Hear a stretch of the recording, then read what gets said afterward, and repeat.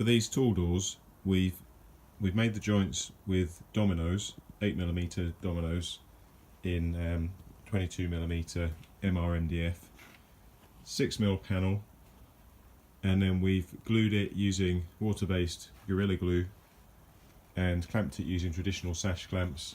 I just started unclamping it. We did also have some F clamps just holding it flat because we found it was raising up as the pressure went on from those clamps. So one clamp per joint was fine for that. We've had another one gluing up like this. We did these at the end of the day, so I'm here early morning just unclamping, getting them ready to sand down.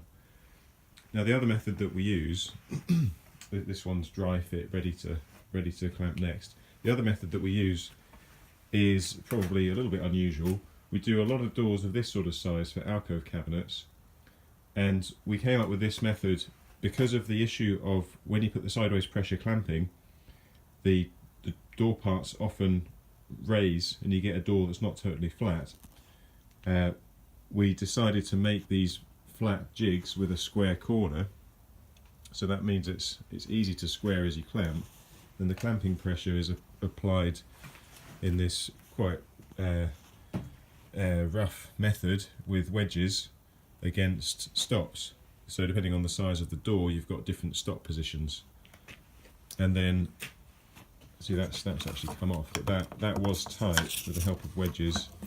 That's just a rope that's fixed in there with it. I think I've just got a knot down there, look, comes through that, and then we bring it over these bits of CLS that we've cut and round these big bolts here. So pull that tight, turn it round, tuck it in, and then it's held very flat. And we've got some packing tape here to help the glue squeeze out at the back, not to stick. Now that doesn't look too great, does it? Notice that. I think what we've got here is a bevel cut issue, where when the parts are laying flat, it's tight at the back but not at the front, which is just down to our fairly, well, not the most up-to-date or finely tuned machinery. So the other thing with these jigs is that we can stack them away. So whereas with a normal method you're taking up bench space and you've got clamps sticking out everywhere, because you normally end up using clamps that aren't perfectly sized for the job because you only have so many.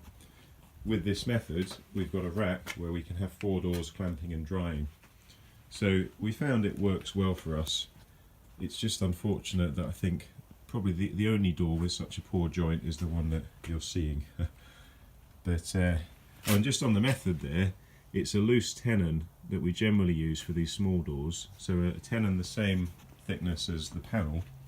So it's a fairly simple cutout procedure with just a groove in all parts, which we do using the router table, which is under here but has been removed. There's the router, look, already set up with a base which just inverts and goes there, and then the fence goes there, and we've got some dust extraction piping which will connect to that and go into this extractor.